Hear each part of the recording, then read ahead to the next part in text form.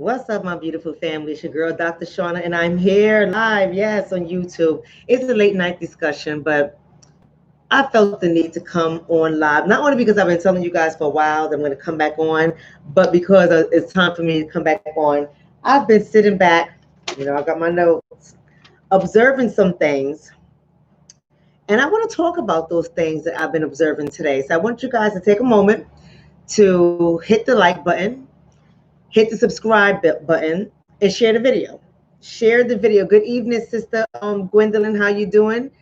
Peace, some chicks, and I can't see the rest of your name, but peace. How you doing?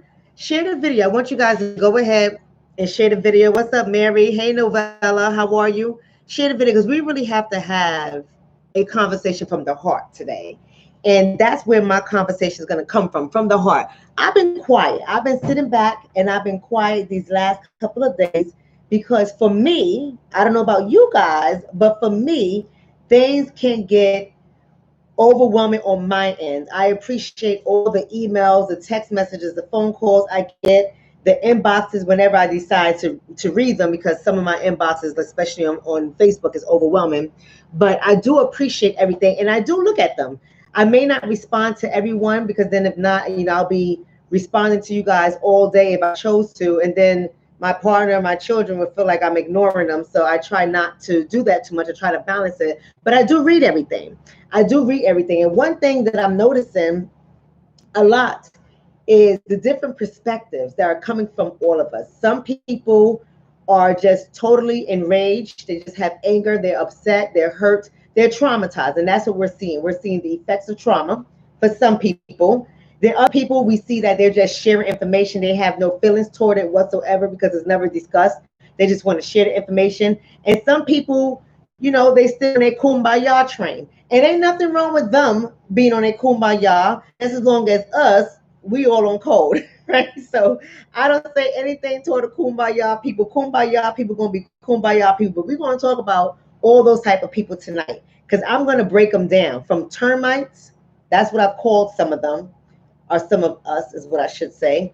Termites, carpenter ants, and cockroaches. Oh, we're going to talk about that. So y'all need to just write that down because I promise you by the end of this video tonight, I will have defined what I am identifying as termites when it comes to us. Some of us are carpenter ants and some of us are some cockroaches. All right, so I'm going to go ahead and break that down. But before we get started, we need to really be looking at what's happening right now with all these international protests that are going on, not just national, not just across the American nation, but international. It has even reached New Zealand when they have this dance called haka. And if you know anything about their culture, I don't know if you know about their culture or not, but they have like, you seen that dance one that they get like all the men get around in a circle. And sometimes you got some women joining the men doing the dance and they start to like stick their tongue out and they start doing this and they start beating their chest. It's a little dance that they're doing. They have this little thing that they have been doing in honor of Black Lives Matter since George Floyd has been murdered. Yes, he's murdered. Let's call it like it is. Murdered by the Minneapolis Police Department. So everyone is taken up and they're fighting and they're protesting and they're rioting and all types of things are happening. And what it is doing is stirring up so many different conversations. And for some people are getting so emotional about some of these conversations, but I'm not. I just think that as critical thinkers, we have to learn how to sit back sometimes. We don't have to always be involved in every conversation. Sometimes we need to sit back and see where things are going. And so, family, that's what I've been doing. I know I got the emails from you guys, and I love you all. Thank you so much for the emails. Thank you so much for the donations. I didn't abandon you guys. I didn't leave you guys. But sometimes we got to pull ourselves out of the mess. We have to sit down long enough to examine what we're seeing, and we have to start drawing new theories, new ideas, new conclusions, so we can actually depict where this whole thing is going to go. Because I don't get myself so excited just for the energy to die down. I think because the iron is hot, we need to strike.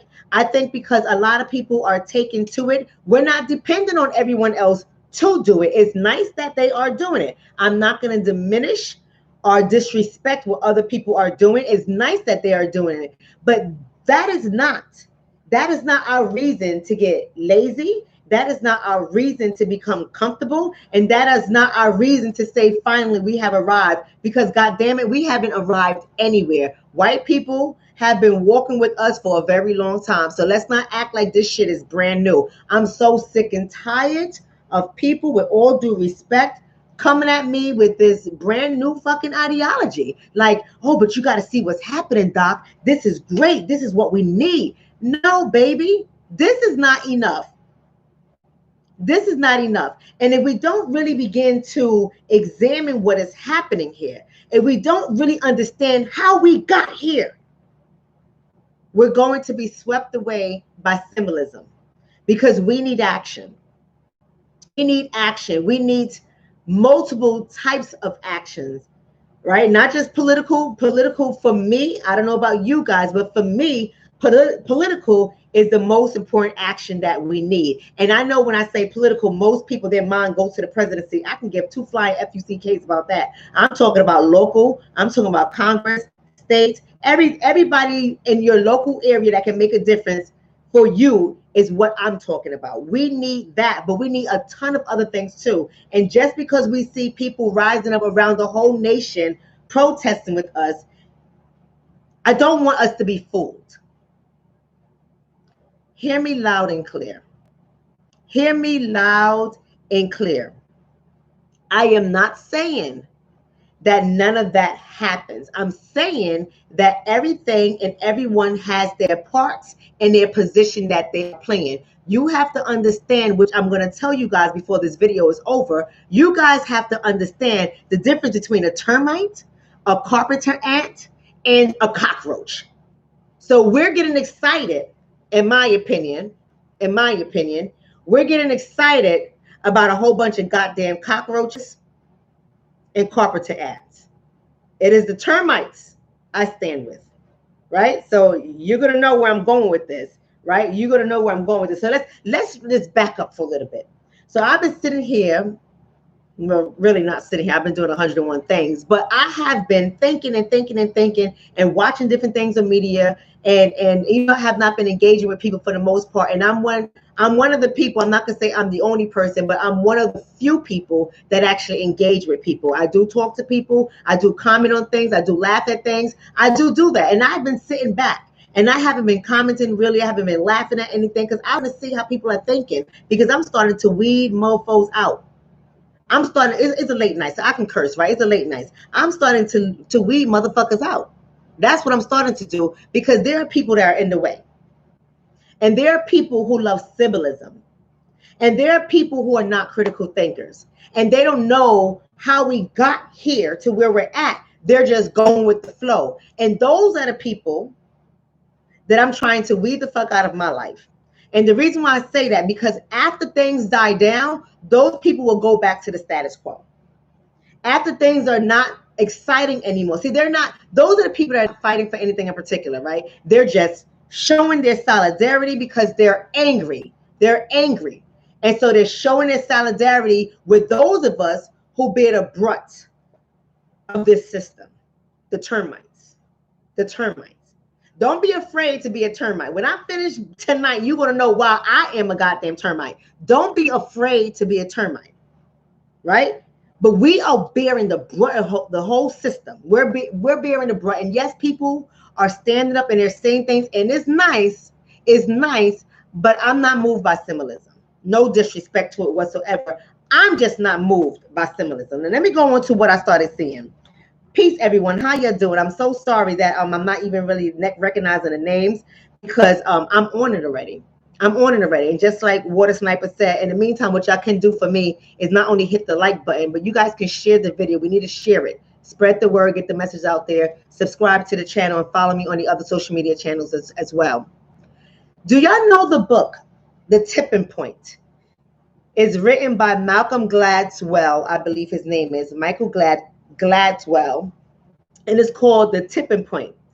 There's a portion in his book, I forget what chapter it is, but it talks about the stickiness factor. I want to draw you guys right there for a moment to his book, The Tipping Point, and the portion where he talks about the stickiness factor. And he starts off with the law of the few, the law of the few. And what he says is one critical factor in epidemics. See, racism, as even though people tend to say it's an epidemic, racism is actually a pandemic, right? Racism is worse than COVID-19. Racism is worse than the Spanish flu. Racism is a pandemic, but we're going to just use his words in his book. And we're going to say epidemic is way bigger than that. But he talks about one critical factor in epidemics is the nature of the messenger. That portion of his book, I had to go back to it. And I said, oh, I've seen this before. All these international protests that are happening, I read this before in a book. And something in my spirit said the tipping point, go get your book.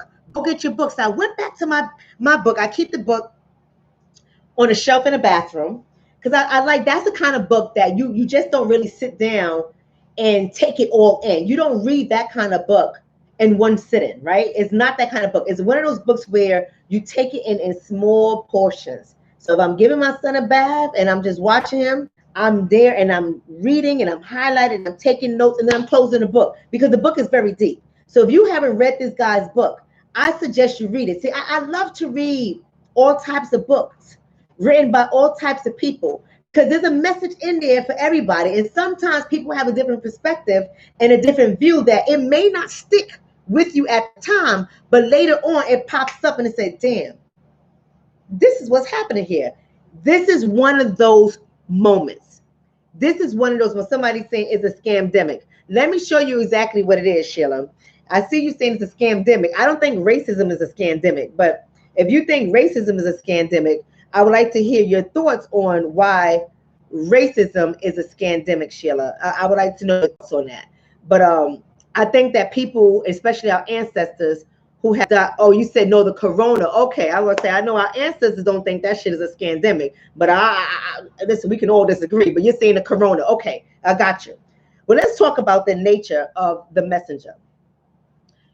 In this book, Malcolm says the message and the messenger can become highly contagious and tipped simply by being associated with a particular kind of person.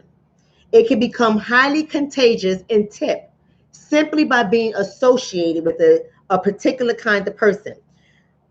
I know in this book he's talking about marketing, right? He brought in Sesame Street and all these other things, but I'm going to apply what we're seeing with this international protest. When you see people protesting, this has been our voice. This has been our message.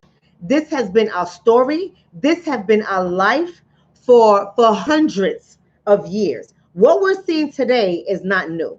It's not new. So why is it that all over the world, people are rising up? And this is what I want us to pay attention to. You got to understand the concept that Malcolm is talking about in his book, where he talks about the stickiness factor and how the messenger and the message is important.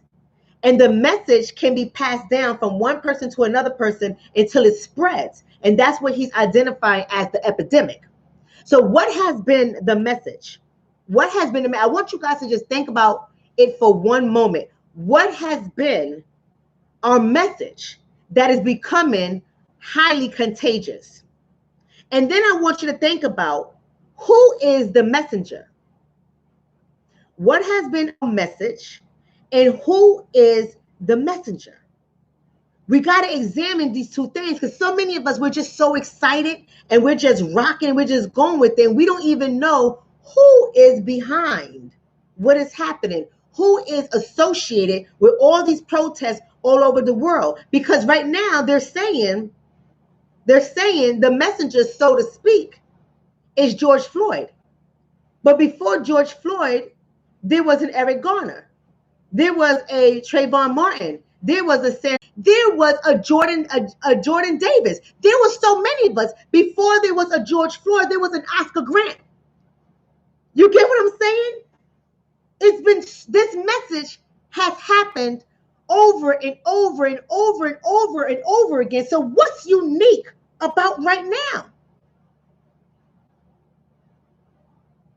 What is unique about right now? Because if we really sit back and we think about it, ain't nothing unique. But for some reason, like Malcolm points out in his book, there is a stickiness factor. There is a stickiness factor that I think that we must really examine. Now, I'm not saying that my thoughts tonight is the end or be all. I'm just putting it out there because that's what we do. That's what critical thinkers do. We put it out there for the purpose of conversation, for dialogue, for us to engage, for us to look at something differently, and for us to pass around ideas and examine them. That's all I'm doing. So I had to sit down and I had to say, what's happening here? You see, in Malcolm's book, he says the messenger who spreads the message matters. The messenger matters because the messenger is the thing that causes the message to spread. It is the person or thing, whatever it is, that causes the message to spread. So what is so unique today that has got this going on in nations across the world? What is so unique? Because we know nothing has changed. His book also says the content of the message matters. The quality of the message matters because the quality and the content is what's going to determine the stickiness. It's going to say, is this memorable? And when I started to examine all these things that he's talking about, the first thing that pops in my mind when I talk about it, what do you guys start to think about? When I talk about the message, when I talk about the messenger, when I'm talking about the stickiness of it, what's memorable, what is the first thing that pops in your mind that has become the marketing behind what we're seeing? I want to see what you guys say before I start going on with this. What is the first thing? Don't think too hard. Don't think to just put it out there. What is the first thing that pops in your mind? What is the first thing that pops in your mind when you hear me talking about the message, the messenger, the quality of the message, and the content?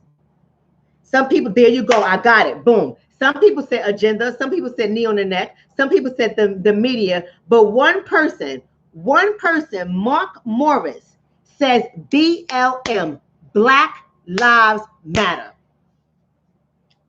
Boom, you wasn't ready for that. You wasn't ready for that because that person is 100% correct from where I'm going with this statement. 100%. So you have to understand that Black Lives Matters was a marketing tool. And anybody who is in business, I'm in business. Anybody else here in business? And I'm not talking about, I'm not saying anything to people that sell little trinkets and they do little things. I'm talking about, when are you in business where you have totally replaced your entire salary without depending on anyone else? That's what I'm talking about. And if you are in business at that level, you know how important it is to continuously market. You know, just like he says in the book, you know how important it is for you to say a message, the same message, different ways, multiple times in one day. When we think about major corporations, when we think about Nike, when we think about Coca-Cola, when we think about Apple, you name it, when we think about these big corporations, they spend tons and tons and tons and tons and tons and tons of money on marketing. And we hear and we see their advertisement or advertisement, depending on where you're from and how you say it. We see it over and over and over and over and over again. And we don't even know why the hell we buy Nike. We don't know why the hell we buy Coca-Cola or Pepsi. We don't know why the hell we do it. We just do it because the message has been played over and over and over and over and over again that is stuck. See, Black Lives Matter spun off after Trayvon Martin, his transition in 2012, right? And they took the context of what it was in, made it into something totally different. So I'm not here to even get on the organization right now because I say F Black Lives Matter organization. Yes, you hear it from my mouth. I don't care. Put a stamp in it. You can unfollow me if you don't like it, whatever. I know why, because I've done my research. So I'm not, and even the person who, one of the people who was a leader or a founder in the so-called organization, she don't even want to be seen as the organization anymore. So that should tell you something, right? But we have to understand that a message that Black Lives Matter, which I stand by the message, not the organization. I stand by the message, not the organization. The message Black Lives Matter was so powerful, but the person who originally said it didn't have enough power at that time to make it stick, to make it memorable, to put the content behind it in such a way that it becomes pretty, that it becomes wrapped up nicely, that it becomes catchy for us. Because what we know about humans, we're only moved when things play on our emotions. If the statement Black Lives Matter was all we had, without all the other marketing that has gone into it, would it be where it is today? Because the truth is, family, Black lives has always mattered.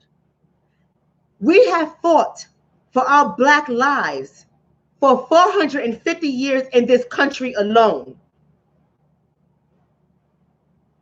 Alone. We have fought for our Black lives forever. There has been so many voices way before us, way before the 1900s.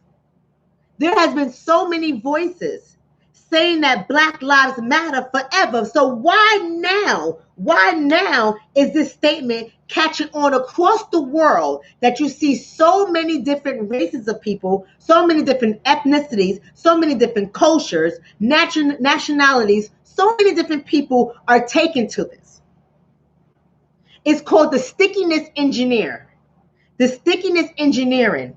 And if you read the book, you will be able to see what Malcolm is talking about when he speaks to the stickiness engineering. They needed something that was so powerful that it was going to stick.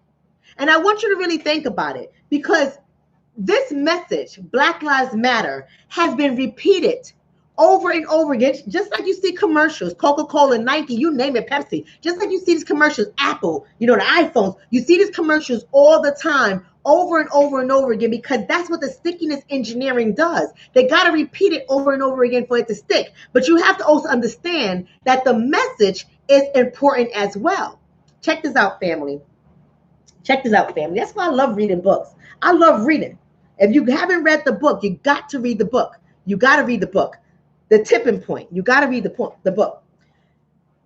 Our message has always been about systemic racism, right? But for some reason, it didn't stick that everyone around the world has taken up on it. Even in the 60s, when we were protesting and marching and fighting for our voting rights, systemic racism in and of itself wasn't strong enough to stick. Listen to what I'm saying. The voting rights, yeah, absolutely. But we've been talking about systemic racism for a very long time, and that has never changed. They've given us voting rights, but they have never dismantled racism. We have been asking for the dismantling of racism for hundreds of years, and it hasn't happened. The message in itself, for some reason, that message by itself wasn't enough. We have the message of white supremacy. And we already know why the message of white supremacy doesn't stick, because white people don't like to associate themselves with the terminology white supremacy. They don't like to associate with it. And so white people, especially the progressive liberals, right, they kill me, especially them. They are the first ones that will push back against it and say it doesn't apply to them. So we might dress it up a little differently. Those of us who mince words nicely, we might move it from white supremacy and call it white superiority. Every now and then I interchange it, because I'm speaking to certain audiences when I'm using certain terminology, because I know what's going to play on their emotions and what's going to get who I need to hear it to listen. So whether it's white superiority or white supremacy, most white people, even if they are racist, even if they think like supremacists and operate like those who believe in superiority, which 99.99% of them do. See, even when we saying that, the 99.9% is going to argue with me, right? The 0.1%, they get it. They understand it that, yeah, she's right. But the 99.9% are always the ones that's going to argue without any research, without any data, without any facts, without even self-evaluation or self-awareness. They're always going to argue, right? They're always going to argue. But even when you hear it, the white supremacy or white superiority, that message in and of itself has been around for hundreds of years, and it wasn't strong enough. It wasn't strong enough to bring protests around the whole world. It wasn't strong enough to bring conversation on television like we're seeing it right now. It wasn't strong enough to make itself into the House of Representatives or Congress or at the floor. It wasn't strong enough to have that kind of conversation. This conversation is old, but it wasn't strong enough for it to stick. That's what we're talking about here, people. It wasn't strong enough. We have the conversation of white privilege. Once again, it's not strong enough to stick. We know it's real. Some of them know it's real. But for some reason, it's not strong enough to take over the world. We had the conversation about police violence and police brutality and police murdering us. We've talked about this over and over again. What we're seeing over the last decade or two is not new. It's been happening since forever, since the slave patrol. It has been happening. But for some reason, it couldn't stick. We have been talking about social injustices, but it wasn't strong enough to stick. We have been talking about educational injustices and educational discrimination, but it wasn't strong enough to stick. But all of a sudden, we say Black Lives Matter, and it starts sticking. I don't know about you, family. But there's something behind here that we need to really pay attention to. It's something behind here with this whole Black Lives Matter, what's happening that we need to really pay attention to. And that's what I started to dissect. That's what I started to pull apart and really break it down to see the different types of people that is involved in this. The different type of people that are involved in this whole Black Lives Matter movement. And I don't want you guys to get me wrong, because I know there's people out there and they're so excited about it, and I don't want them to feel bruised. I'm not here to bruise your ego or your feelings. I don't want you to think that your sign inside your window of your $1 million home that says Black Lives Matter, I'm not saying that sign isn't important. It is a message. It's how you're feeling. I understand you're going with the movement, so you have the sign. I love it. I'm not talking about the Asians that I see in my town, the one or two of them out of 500,000 of them. And you know I'm skewing the numbers, but you know what I mean. The one or two of them out of 500,000 that has a Black Lives Matter in their car going around beeping the horns. Power to you.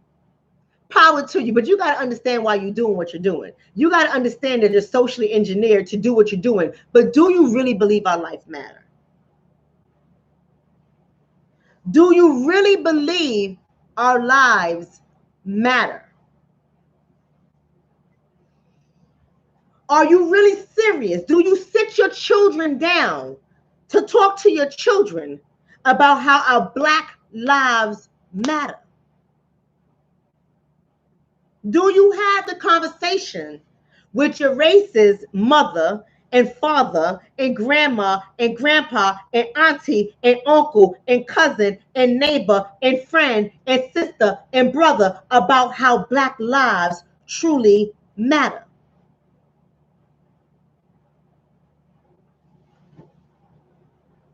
Right? How many actually really have that conversation? You see, because I understand that people are programmed.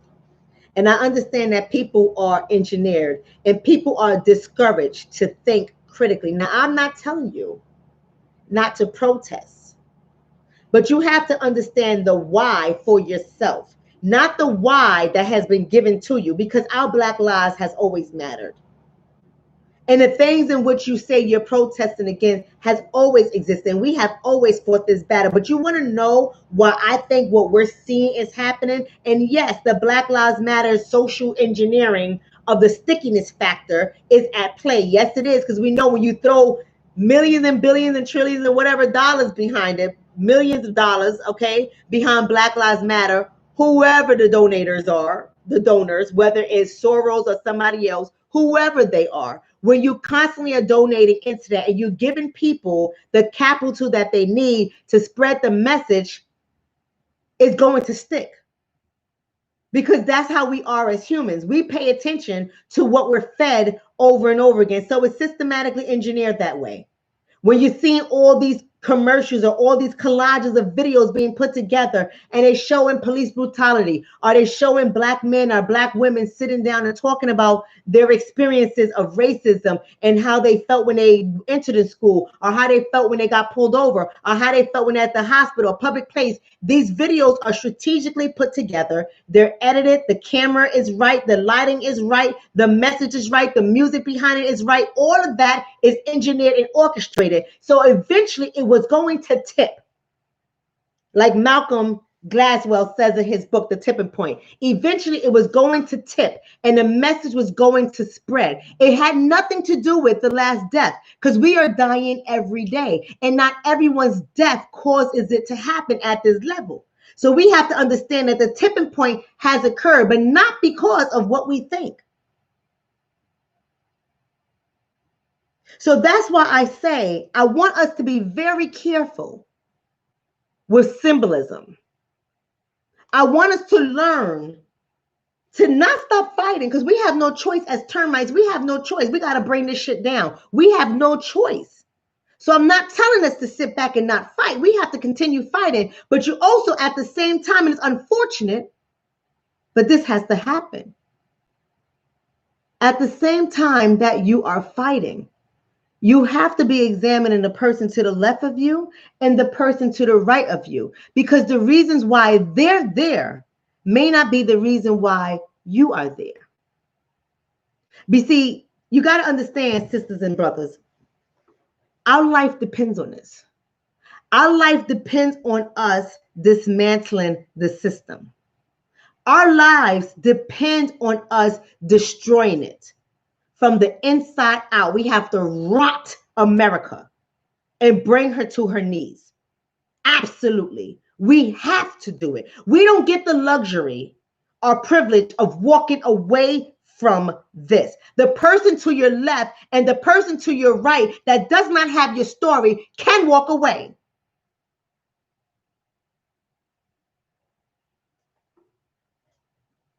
So we have to be aware of this. I'm going to need y'all to share the video.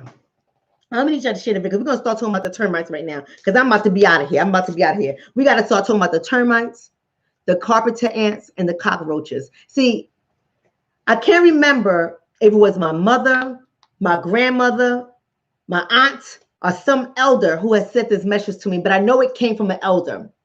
And when I was in my early 20s, what was said to me was termites and ants have brought down castles and palaces. And I want y'all to sit on that for a minute. Termites and ants have brought down castles and palaces. Just think about that. Something so small as a termite or so small as an ant can bring down a structure as large as a castle or a palace. See, we have to know what we're working with. Somebody say, I'm definitely an ant. I hope not. I hope you're not an ant. But let me at least give you the lesson first. If you still want to be an ant, by all means, at least I know who I'm dealing with. By all means. But I hope you're a termite. You see how quick we are to go for something else. I'm an ant. And Mary, you know I have nothing but love for you, sister. So don't take this personally. You know, you and I, we've been rocking for a long time, right? But we say it because termites have such a bad connotation associated with it. But do you know how powerful a termite is? And do you know that oftentimes the reason why termites cause homeowners so much money every year is because they're overlooked. They're overlooked because they're looked at as small. They're small. And see, no one really knows what's really going on until they all get together and they tear your shit up and your house fall. And then everyone wants to rush in and exterminate. But by then it's too late. You see, those of us who have came in this country via the transatlantic slave trade, yes, I'm talking to that family right now. And I don't want you to feel like I'm being divisive, because I need you to put the emotions on the side for a moment. Because if you have not been a descendant of that lineage right here in this country, and this is where I think the message be getting mixed up. If they have not been the direct descendant through the lineage in this country, chattel slavery, then many people won't really know how to identify with our pain. Because although many of us were subjected to enslavement, no one had it like we had it here in America. And I am a direct descendant. No one has had it how we had it in this country. And see, what has happened is we have been the bloodstain as America. You cannot murder people and have their blood all through the land and not expect your nation to fall. We have been ignored for so long, but we have been fighting. We have been eating away at your wood for so long that your shit is crumbling. It has got to crumble. It has got to crumble. And that's why we cannot let up. See, most exterminators know. Most exterminators know that when there's too much goddamn damage to the wood, you can't save it. And you see, the exterminators right now, they're realizing there's a lot of goddamn damage done to this wood. We got to replace it. We got to replace it and fix it. See, at every opportunity that America has had to fix the termite situation, America chose not to do it. At emancipation, America had a chance to fix the termite situation, and America did not do it. At the Reconstruction era, America had a chance to fix the termite situation, and America did not do it. At the Civil War, America had a chance to fix the termite situation, and America did not do it. America has lied to us. They had a chance with the 40 acres and a mule to fix some of the termite situation. You got to know the history with the 40 acres and a mule to understand why I say some, because that wasn't going to benefit all. That was for a select population of Black people. But they had a chance to fix some of the termite situation, and America chose not to do it. At the New Deal, America had a chance to fix the termite situation, and America chose not to do it. Instead, America provided the termites more wood. And y'all do know that termites eat wood, right? You gave us more shit. That's what you gave us, more shit to eat.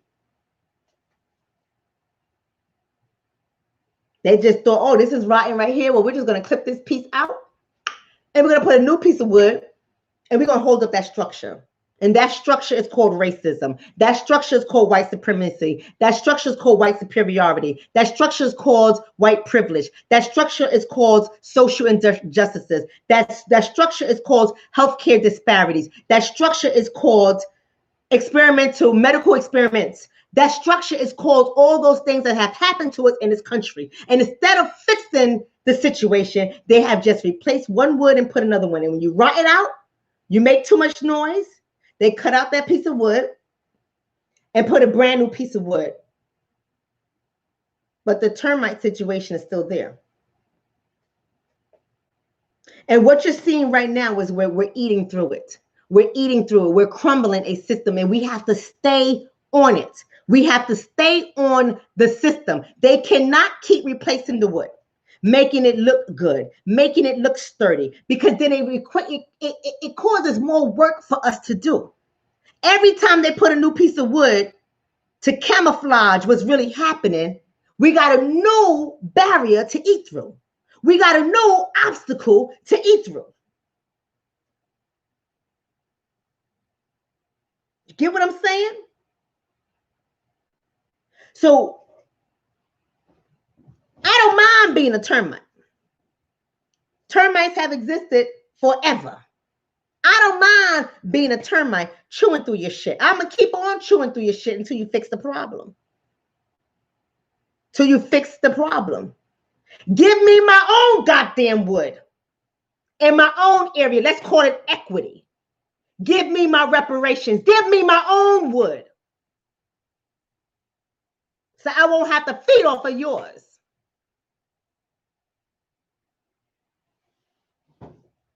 But America's not going to do that because America is ignorant.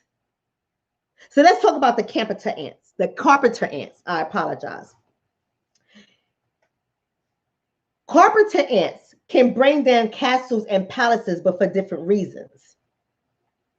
Carpenter ants are not as dangerous as termites.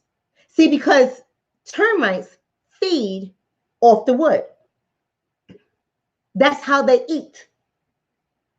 And carpenter ants, if you know anything about them, they build tunnels. They tunnel through wood. They tunnel through it. And when you tunnel through it, they're tunneling through it so that they can build homes to live within the system. I.e. integration. Oh, baby, I'm about to talk to you guys. I'm about to talk to you guys. Thank you for the donation, Mary. Mary saying a truly teachable lesson, Dr. Shonna. I love and appreciate you. I love you too. And thank you for the donation. That's exactly what's happening. See, you got to understand that carpenter ants, they're not thinking that they're weakening the foundation. They're not thinking that they're going to bring down the foundation because their purpose is to live within it. To live within it comfortably. But it just so happens when you eat through wood, you threaten the integrity of the wood, making it weak. Making it weak. And that's what some of us love to do. We don't want to destroy the system. We want to live within the system. Oh, I'm mad. My AC need to come back on. My AC needs to come back on because I'm hot. You got to understand, some of us are so goddamn comfortable living within the system. Just as long as it don't fall on their head, they're good. Just as long as they live in their comfy neighborhood, in their comfy home, they're good. As long as they have their luxury, they're good. As long as they have their job or their income, they're good. As long as their children is getting a decent education, despite the fact that they got to fight the system, they don't mind writing a letter every now and then or telling their children, don't go to school, make no problems.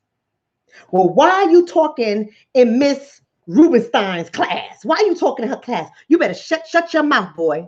I don't care what she says to you. You say nothing back. Those are carpenter ants. Y'all know those kind of people I'm talking about. Y'all know those kind of people I'm talking about. Those are carpenter ants. Those are the ones that's going to tell you, don't fight back. Don't make too much noise. And God has no color. Love everybody. You should want to love everybody and be with everybody. Ooh, you have an opportunity to leave here. You should leave. Go play football. Don't ever come back. Don't come back here. Ain't nothing for you here. They killing each other in these streets. Oh, my son lived over there in a nice neighborhood. Oh, my daughter, her husband bought a nice house. They spent a lot of money. They got a nice house. Meanwhile, your daughter and your son-in-law are struggling. Because the carpenter ants, they like to be comfortable. Carpenter ants like to be comfortable. Just as long as they can live within the system. They don't want to bury the system. They don't want the system to crumble. They don't want to bring it down.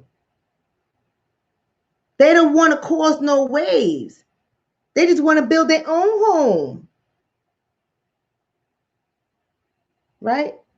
But carpenter ants, just like termites, get exterminated too. And see, that's what we keep forgetting. See, some of us, we so comfy, so comfortable in our living that we forget we too will be exterminated. See, some of us, we think because we have integrated and intermarried, we think we safe, not realizing you too will be exterminated. Thank you for the donation, Kimberly. She says, thank you for the knowledge. Thank you for that donation, sister. Now, what are the cockroaches? Oh, baby, the cockroaches are worse than the carpenter ants. Oh, baby, the cockroaches are disgusting. Vermin, nasty, filth. See, cockroaches, you know why cockroaches are bad to have a cockroach infestation? Do you know why that's bad? You see, the termites just going to eat the wood and going to damage every goddamn thing, right? But they're not going to cause anything to your health. You may not have a valuable house anymore. See, the termites, this is why I love the termites. I got to get back to the termites for a second.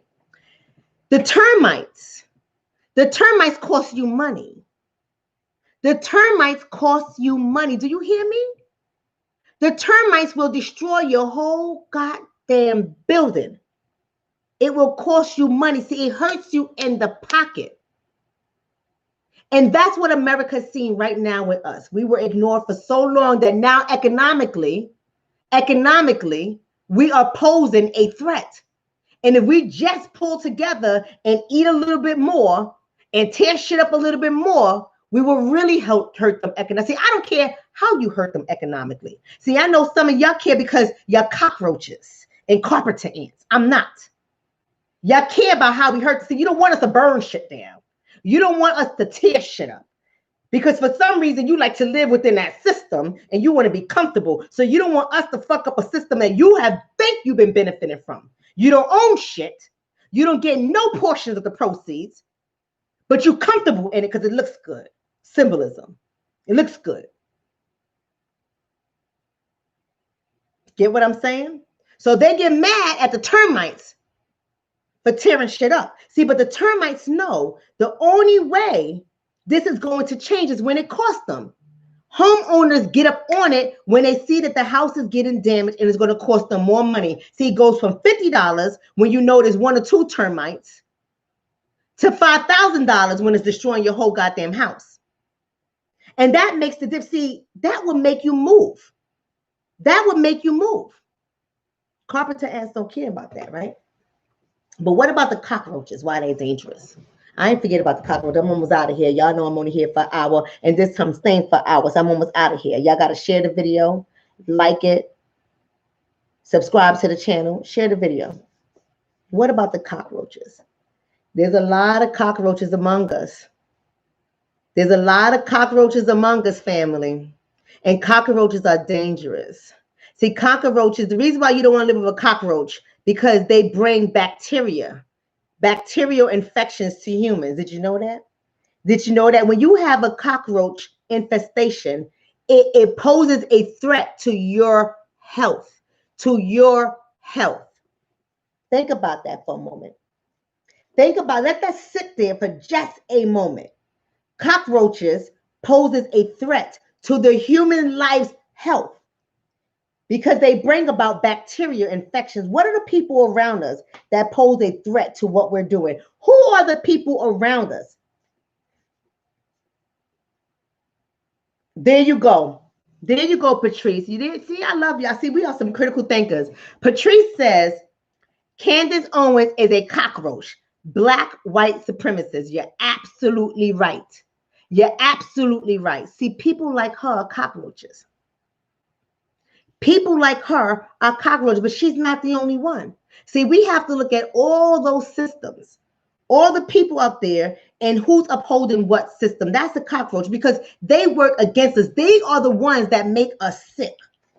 The cockroaches make us sick, and if we get sick, we can't do our work. If we get sick, we can't dismantle a structure. We can't bring it down on its head. We can't do it because now we got to take time to take care of ourselves. And see, that's why I say what's going on right now. I see a lot of us, family, we're arguing with cockroaches. I'm not arguing with any roaches. I stomp on them. Just kill them. Dead them. Keep it moving. See, we get so worked up by cockroaches. You know what kind of responses we have? When we see cockroaches, we don't have the same response when we see a carpenter ant because they could be dangerous too. Remember I said they're not as dangerous as termites. They're unintentionally dangerous because they're not trying to bring down your house. They're just trying to live within your house. So they're unintentional. They don't really mean to do damage. They just do damage because the way they live, right? So they do damage unintentionally. Cockroaches ain't trying to damage your house, but they cause a health risk. And there's so many cockroaches among us. We got cockroaches within our own group, right? We already know. I don't think I have to point people out, do I? Because, you know, I don't like to do that stuff publicly. And I think that you guys are all critical thinkers. And I think my family knows how somebody should Al Sharpton. You absolutely right. He's a cockroach. Absolutely. Congressional Black Caucus. Very. I like that. That was a good one. But yes, that is a cockroach. That is a cockroach, right? Oprah. Yes. These are the cockroaches I'm talking about. So they make us sick. They take us off course. And I think, family, that we have to stop becoming preoccupied with their vernacular. We have to stop becoming preoccupied with their rhetoric. We have to stop sharing their videos. We have to stop discussing them. We have to just stop because they're infesting our movement, and not to help it, but to make us sick so that we can stop with it. They want it all to disappear. Cockroaches want it all to disappear because what cockroaches want to do is not to build their own home. Cockroaches don't want to tunnel like an ant and build their own home within the system. They want to feed off of the system. And they disguise it like they're doing something on their own because they've taken over. They want to feed off a system. Their whole livelihood is based off feeding off a system. And they have sold us a lie. All the people you've named have sold us a lie. See, we think on the outside that the cockroach has built their home within the system. Do not mistake a cockroach as a carpenter ant. They're not the same thing. They're not the same thing. One will help us bring down a palace and a castle, and the other one's just going to live within it. Just as long as the homeowners continue to leave crumbs and food around, they eat. They eat. They're not trying to bring down anything. They're not trying to destroy anything. They just want to live comfortably within it and eat. You understand what I'm saying?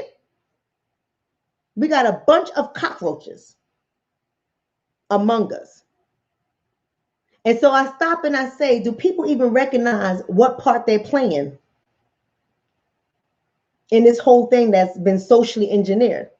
This whole national protest has been socially engineered. I already told you guys that. I already gave you guys the theory behind it. It's called the theory of collective action. If you don't want to read it, then you go back and watch the video. Since some people like to be entertained, go watch the video. It's an hour and maybe 15, 20 minutes long. Watch the video. I talk about the theory of collection action, and I tell you exactly how this is orchestrated because it's been researched. It's been researched for years.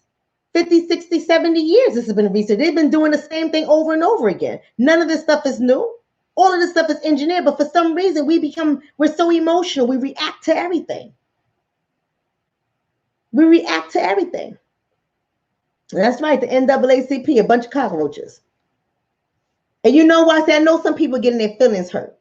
And that's okay, get your feelings hurt. I'm going to tell you why the Urban League, the NAACP, Oprah, all the names you hear us say tonight, I'm going to tell you why they're cockroaches. Because they don't speak out against the system. They like to say symbolic things about the system. We've been at this too long. Dr. King has fought for us to have our rights. The dream still stands. They like the symbolic talk. It is time for us to heal our nation, to make right what you have done wrong. Haven't we heard them all say stuff like that? We all have to come together. White, black, the other, we all have to come together. We have to be in this together to dismantle the system together. And after they finish a nice little fluffy speech and they turn around, what happens? What happens? The good old white man, a white woman for that matter, comes along and puts money in their pocket because they haven't dismantled the system. They haven't called anybody out. They haven't made anyone face the damage that they have done historically to us, and they haven't done any of that. They have nothing but symbolism, and they keep a paycheck, and they stay in front of television, and they keep getting honored. And then you see all of their staff, all of their power figure staff, and none of them look like us besides the hairstylist and maybe even the makeup artist. Besides them, no, none of them look like us. Maybe a part-time cook, but they don't look like us because they are living in the system, not within it. They haven't built their own home within it. Like the Carpenter Ant, they living on it, in it, around it, and they're feeding from it like a cockroach. They're disgusting. They disgust me. And they disgust me because they're hurting what we're doing. They're making us sick. And when we're sick, we don't have the energy to fight. And when we're sick, we're blaming the other person for our sickness when we're not realizing the cockroach among us is making us sick. We don't even realize that we have a roach infestation. We are infested with roaches. And we just think because your fellow sister or brother didn't cover their mouth when they sneeze, you got sick. No, it's the roaches among you that's making you sick. Right? So we have to understand that all around the world, we are seeing termites, we are seeing carpenter ants, and we are seeing cockroaches.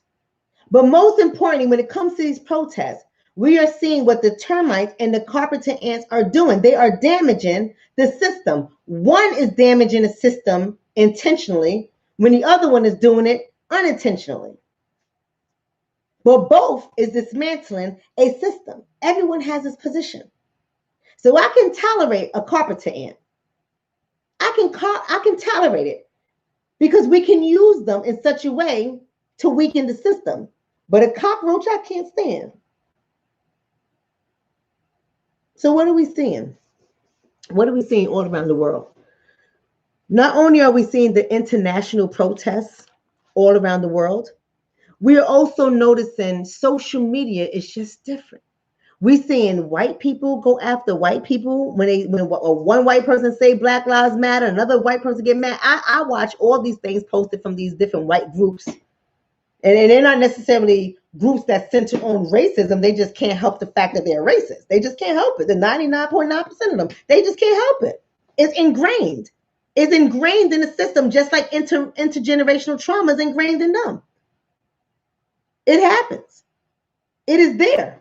It is coded in their DNA. They just can't help it. I know they don't like to hear it, but it's the truth. There's tons of research behind it. I'm not making this stuff up. It's the truth. Just like intergenerational trauma is the truth. You see the effects of us right now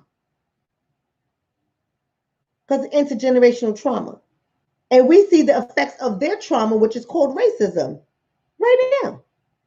And they can't even help it. In their own little groups. If one person posts something that says Black Lives Matter, white people are fighting white people. Saying, take your black supremacy out of here. I've seen it. They say, if a white person puts Black Lives Matter in a white group, there are white people telling that white person to take your black supremacy ideas out of here. They're fighting each other. Let them fight. I don't care. Let them fight. But we're all sick because the cockroaches among us. We're all sick. But we're seeing the international protests. We're seeing social media start to transform. There's so much going on in social media. We got the system is weakening, and they're changing social media policies every day to shut us up, bring us down, limit our posts, censor our posts. They're doing their very best. You have national or mainstream media talking about the race issue all the time. All the time. And why do you think this is happening? I don't think it's the work of the cockroaches. I think first and foremost is us who are termites. And then it's the carpenter ants. So I had Mary up here. Mary said that she was an ant. Mary, are you still an ant? Are you still an ant, Mary? I know I'm not. I'm not an ant. I'm not an ant. But that's what I was thinking about. So that's why I was quiet for these last few days, right? That's why I didn't have anything to say, because I saw that there was a shift. Something was happening. Something was happening. And I just see that so many of us, we're just becoming emotionally reactive. We're just reacting and reacting and reacting. And I said, we got to stop doing that. There you go, Mary saying, no, ma'am, she ain't no Carpenter Ant no more. Tear shit up. We termites, right? We got to understand that there's a shift that is happening, right? Political Lil says, everybody wants to have a town hall meeting and a TV special. They do, and all of that is symbolic. All of that is symbolic. Somebody said, what a hell of a lesson. Thank you so much, Super Seamster. Oh, maybe you can sew me something. Send me your stuff at askdrshonna@gmail.com. Right? That's right. D Champion said termites, baby. Yeah, Philip says, just sit back and observe. That's all we have to do. Just sit back and observe. That's all we have to do. Just sit back and observe. We're going to see it all. Right? Kimberly says, yes, I've been watching too. And that's all I've been doing. I keep doing the same thing I'm going to do. I'm going to keep on teaching. I'm going to keep showing up, and I'm going to help people work through their intergenerational trauma. I'm going to keep helping Black families. If you can't stay together, I get it. But goddamn, you got to work together. You got to raise these children together. I'm still going to keep speaking out of the cockroaches and the vermin within our community that's killing our babies, killing each other. Right? Just being ignorant and stupid for no goddamn reason. I'm still going to speak out against that stuff too, because they're cockroaches. They're cockroaches. I don't care if they look like me. All cockroaches need to go, because they make us sick. They make me sick. Right? So I'm going to keep on speaking out. White cockroaches, Black cockroaches, Hispanic cockroaches. That's the next conversation I'm going to have. I'm out of here. My time is up. But that is the next conversation I'm going to have. We're going to talk about how these Hispanics need to also recognize the part that they play in upholding this racist ass system. That's why I said to you, ladies and gentlemen, my brothers and sisters, I said to you, when you're out there and you're protesting, you first and foremost, you must know why you are doing it. Forget about why they are doing it or why they said they are doing it, because 9 out of 10 times they're socially engineered to do what they're doing. So forget about that. You have to think about why you are doing it. And then the people that you high-fiving and black power and hugging and kumbaya with, you have to look to your left and to the right, and you got to think about why they are doing it. And I encourage you, brothers and sisters, just ask questions out of curiosity. I'm not asking you to have dialogue with anybody, but when you get an opportunity, ask them. He who talks less rules the conversation.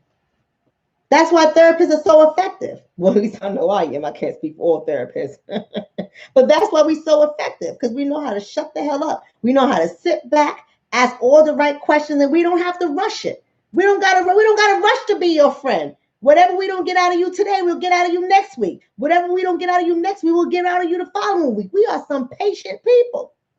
We're patient till we have all the facts and data. And then we show you what your shit is after we watched you for some time. He who talks less controls the conversation. So the next time you're standing to your left or to the right, you make sure you start asking the questions you need to ask. Fuck hugging them.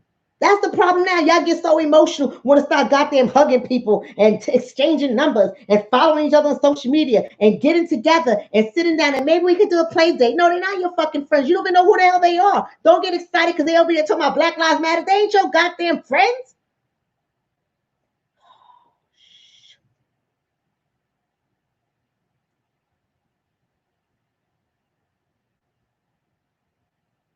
We got to stop with the symbolism. Yes, Mary. Mary said the kumbaya has to stop. We have to stop with the symbolism. I see it all the time. Oh, no. I'm like, well, who's this person that's coming with us? Oh, I met them at a protest. We was at a protest and we was protesting this and they're coming with us. And my friends that know me, I'm antisocial. Believe it or not. I love the quarantine. I'm an introvert that just knows a lot of people. But when you tell me someone is not coming, They know I'm not going to be as person, but I'm going to be nice and respectful because I got a reputation to uphold. But I'm not going to be a kumbaya with you. I'm going to sit back and watch your ass. I'm going to ask you all the tough questions. You're going to go home uncomfortable around me. Don't think because you got a black husband or a black wife, I'm your friend. Because the system has always been infiltrated. I'm not moved by the sister girl high fives. I'm not moved by the black girl magic t-shirts. I'm not moved by your eracism sweatshirt. It's cute. I like the concept, but I'm not moved by it. Because I want to know why. Why? Why? Why? Why? I'm an Aquarius. Why? I'm going to ask questions. I'm just going to watch you. Watch how you move. I'm going to smile. While you're all exchanging social media, you ain't getting shit from me, not even my name. It was so nice meeting you. Thank you so much. Yes. Get home safely. Then I'm going to go home and write down all the notes of everything you said. Then I'm going to go investigate you and see if you're really, really about it. Or were you just in the moment? That's right, globally black. Why? I want to know why. Somebody saying why now, right? And why now? Why now? Why now? You got black children. Your children are 18 and 16. Now all of a sudden you fighting for justice. Sit your ass down. Fuck you think you fooling? Let me get on out of here. I'm 6 minutes over. Yeah, roaches are the worst. Yeah, roaches are worse than COVID. That's right, Inez. Team Aquarius. Shit, playing with y'all. It's too damn hot. Y'all see me sweating now? Got my sweater. I don't want to be naked on the camera. Got my sweater on. Anyway, Mr. Bobby said I like her. Mr. Bobby, I like you too, until you get on my nerves.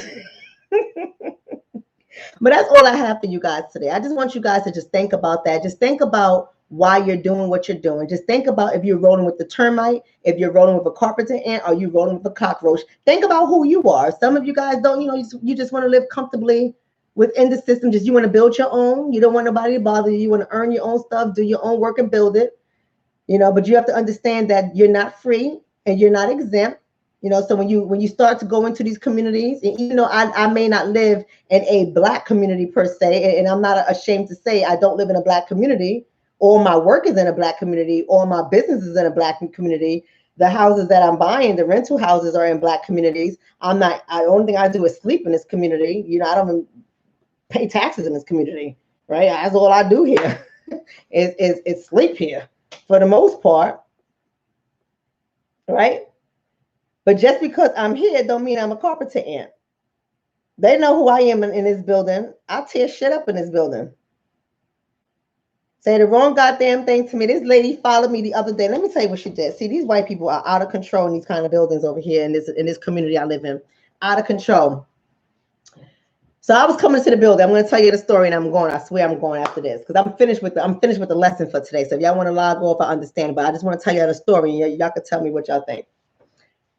So I'm coming into the building. I have on my mask because in my building, I live in a high-rise building with the doorman, right? And it's important for you to know these kind of stories. The doorman that lives downstairs, is downstairs when you walk, and not everyone can walk into the building. If you walk into the building, you go straight past. It's because you live there, and the doorman knows who you are, and you could just walk past. If you're new, you're going to get stopped. If you don't live there, you're going to get stopped, right? You just can't walk into our building. And so I have on my mask, and I went to Blaze Pizza. So I didn't feel like cooking for that day. And I ordered pizza for the kids. It was just the kids and mommy. That's all I had, pizza. And I was walking the building, pizza in one hand, one of my bags, my purses, right? And if you guys know me, I'm not going to mention it because I'm not going to do no advertisement on YouTube. But if you guys been following me and know me, y'all know I tell you I like two things. I like cars and purses. So you can just imagine the purse. Let's put it that way, right? Not proud of it, but it is what it is. We all have our vices, right? So I have my purse, I have my pizza, I have my mask, and I'm walking to the building. So two old white people, a couple, a man and a woman, and I have to say that because people have different lifestyles, and that's their business. It doesn't bother me. It might bother you guys, but it don't bother me. But he says to his wife, let her go and make the delivery. So now I'm a delivery person. He says, let her go and make a delivery. So they stop because they have their masters and they just think that I'm going to be gathered in the lobby with the doorman while I'm waiting to make the delivery of the pizza. So I nod at them. They were like this. You know how they put the stupid smile? You know how they do the stupid smile, right? They're like always smiling. But I just nodded. And I walked into the building. And they were waiting there outside. And I kept walking. Pressed the elevator. And you just see them look at each other. And then him and her walk into the building. By this time, I'm at the elevator. I'm pressing the elevator. I'm waiting for the elevator to go. So I can go upstairs, get out my clothes, and rest. Her husband comes up the stairs. They walk to the mailboxes. I'm at the elevator. She follows her husband. Rightfully so, I guess. Then she turns around. She comes back to the elevator. And she says to me, you don't have to hold the elevator for us. You can go ahead. And so I said to her in my termite way, don't worry, I wasn't holding it for you. Boop, press the elevator. Elevator opens. I get in. And she said, oh, well, okay, or not. Or you don't have to hold it for us. And the elevator door closed. And I kept it fucking pushing. Fuck you mean you don't got to hold that elevator for us. Bitch, I wasn't being nice. Fuck out of here. No. And don't you read the signs through the building? It says one family in the elevator at a time. Practice social distancing and wear your mask at all times. What part do you not understand? So why did you think I was going to hold the elevator for you? Why did you think I was holding the elevator for the same people that thought I was a delivery person?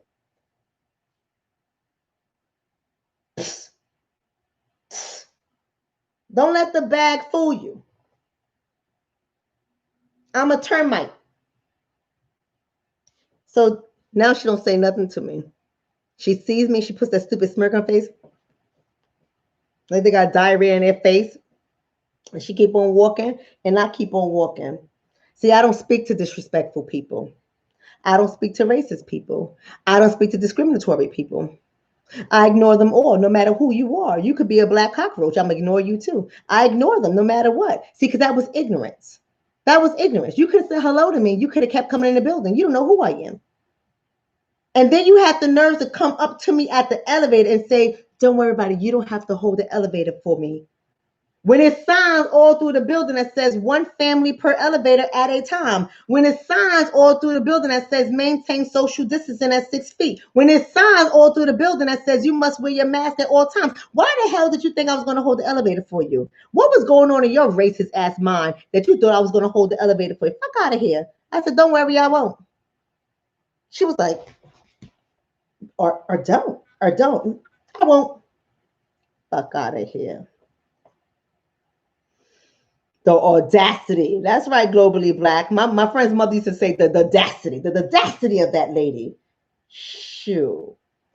Now don't get me twisted. I don't do this to everybody in my building. Some people are nice, or at least they pretend to be nice, and I pretend to be nice too. But if you want to give me a piece of wood to chew on, I'm gonna chew that shit up. Hurt your feelings.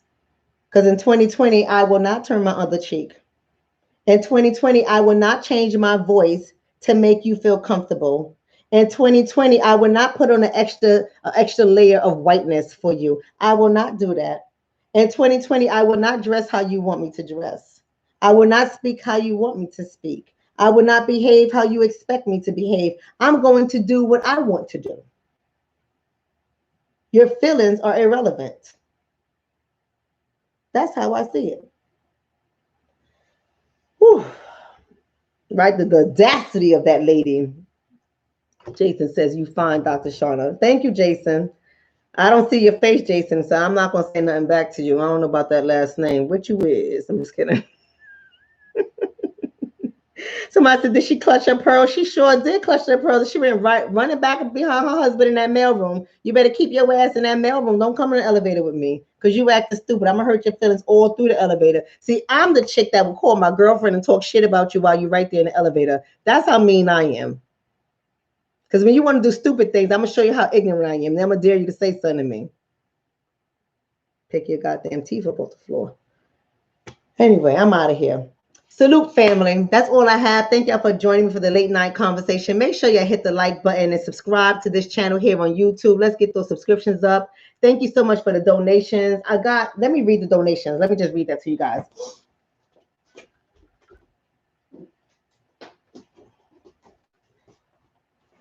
I forgot about that. I like to give you guys the donations that came in from CashApp. I don't think I got any on Venmo. But Vera, I want to say thank you so much for the donation. Vera, I would love to meet Vera one day. Vera sends a donation consistently, like every month. I love Verex. We got Q Butter from Ziax from that school. Thank you so much, Q.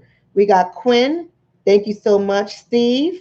And Chantel. I think I already said Kendra last time, but if not, Kendra, I want to say thank you to you as well for all the Cash App donations. I appreciate every last one of you guys. You guys be blessed. Have a great night. Do not be a cockroach. Do not be a carpenter ant. Let's get our termites up. Peace and blessings.